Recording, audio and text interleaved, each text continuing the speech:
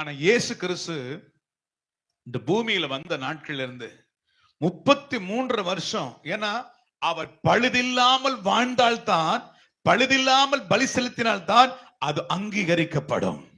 அப்படி என்றால் அவர் பிறந்த நாள் முதல் கொண்டு 33 வருஷம் வரையிலும் ஒரு சின்ன காயங்கள் கூட அவருடைய சரீரத்தில் இல்லை.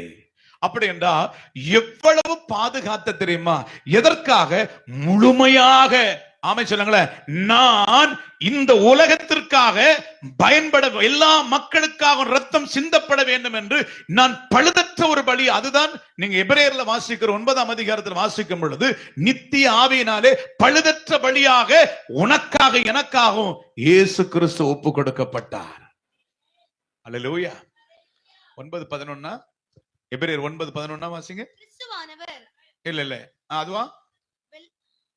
பழுதற்ற பலியாக உனக்காக எனக்காக இயேசு கிறிஸ்து என்ன பலியாக ஒப்பு கொடுத்தாரா? பழுதற்ற பலியாக ஒப்பு கொடுத்தார். ஆமென் சொல்லுங்களேன். ஹல்லேலூயா. அப்படி என்றால் அந்த விருந்து, லிசன், கவனிக்கணும், அந்த விருந்தை எங்க ஏற்படுத்தினார்? கொல்கதா என்ற மலையிலே. என்ன மலையிலே? கொல்கதா என்ற மலையிலே ஒரு விருந்து. அது யாருக்கு விருந்து? பூமியில் இருக்கிற அத்தனை மனுஷனுக்கும் ஒரு விருந்து. அதுதான் உங்களுக்காக பிற்கப்படுகிற என்னுடைய சரீரமாக இருக்கிறது, வாங்கி புசியுங்கள். சரீரம் மாத்திரமல்ல, இது உங்களுக்காக சிந்தப்படுகிற என் ரத்தத்தின் உடன்படிக்கையாக இருக்கிறது. இதை பானம் பண்ணும் போதெல்லாம் என்னுடைய மரணத்தை நினைவு கூறுங்கள்.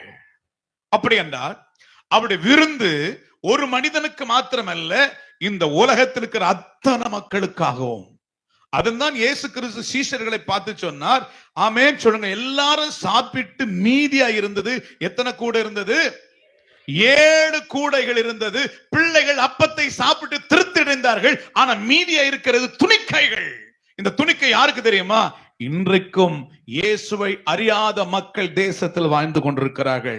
ஒவ்வொரு வாரமும் ஒவ்வொரு மாசமும் நமக்கு திருவிருந்து ஆராதனை நடக்குது இல்ல, அப்பத்தை பிடுறோம் இல்ல, பிட்டுட்ட பிறகு என்ன இருக்கிறது? துணிக்கையில் இருக்கிறது இல்ல, மீதியா இருக்குது இல்ல. இது எதை காட்டுகிறது?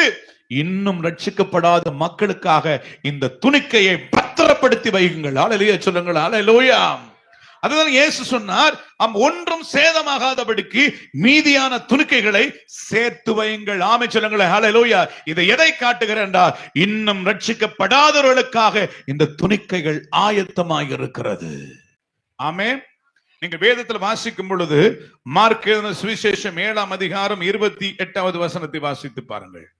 மார்க் 7:28. அதற்கு அவள், மெய்தான் ஆண்டவரே, ஆகிலும் மேஜையின் கீழ் இருக்க நாய்க்குட்டிகள் பிள்ளைகள் சிந்துகிற துணிக்கைகளை தின்னுமே என்றார். இது இங்க சிந்தி விடுகிற துணிக்கைகள். ஆனா ஆண்டவர் சேர்த்து வைக்கிற துணிக்கைகளும் இருக்கிறது. ஆமென் சொல்லுங்களேன். இவளுக்கும் அந்த துணிக்கை, அந்த கானானிய பெண் சொல்றா, ஆமா ஆண்டவரே, எஜமானுடைய மேஜையிலிருந்து, நீங்க மத்தியிலிருந்து சுவிசேஷம் 15ஆம் அதிகாரம் 27ஆம் வசனம் வாசிக்கும் பொழுது, மேஜையிலிருந்து விழுகிற துணிக்கைகளை நாய்க்குட்டிகள் தின்னுமே. அல்லேலூயா சொல்லுவோமா? ஆமென். அவருடைய விசுவாசத்தை பார்க்கிறார். அந்த விசுவாசத்துக்கு பதிலா ஆண்டவர் சொல்ல, ஸ்திரியே உன் விசுவாசம் பெரியது என்று சொல்லி உன் விரும்பினபடி உனக்கு ஆக கடவுது. ஆமென் சொல்லுங்களேன். ஆனா இங்க சிந்தி விடுகிற துணிக்கைகள் அல்ல, சேர்த்து வைக்கப்படுகிற துணிக்கைகள். ஆமென் சொல்லுங்களேன். ஆமென் சொல்லுங்களேன்.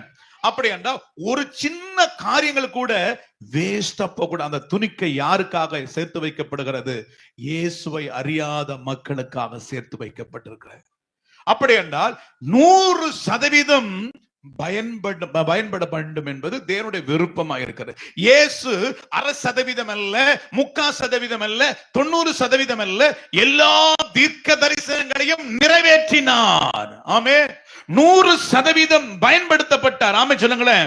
100% பயன்படுத்தப்பட்டார் போல நீங்கள் நானும் இந்த கடைசி நாட்களிலே 100% ஆண்டவருக்கு ஒன்னும் சேதமாக்க கூடாது. ஆமென். யோனாவின் புஸ்தகம் 2ஆம் அதிகாரம் 8வது வசனத்தை வாசிக்கும் பொழுது, மாயை பின்பற்றுகிறவர்கள் தங்களுக்கு வருகிற கிருபைகளை போக்கடித்துக் கொள்கிறார்கள். அல்லேலூயா சொல்லுங்களேன். அல்லேலூயா. போக்கடிக்க கூடாது. உனக்கு கொடுக்கிற கிருபைகளை வியாபாரமாய் மாற்றக்கூடாது. உனக்கு கொடுக்கிற கிருபைகளை இச்சைகளுக்குள்ள பணத்துக்காக அதுக்காக சம்பாதிக்க கூடாது. ஆண்டவர் ராஜ்யத்துக்காக பயன்படுத்துங்கள். ஆமென் சொல்லுவோமா? அல்லேலூயா. அப்ப ஆண்டு சொன்ன 7 கூடையில, கூடை என்பது நாம் தாங்க. கொஞ்சம் துணிக்கையா இருந்தாலும் அதை நீ தேவனுக்காய் பயன்படுது. உனக்கு கொடுத்த கிருபையை நீ பயன்படுத்து. யாரும் பயன்படுத்தாமல் இருக்க கூடாது. அல்லேலூயா சொல்லுங்களேன்.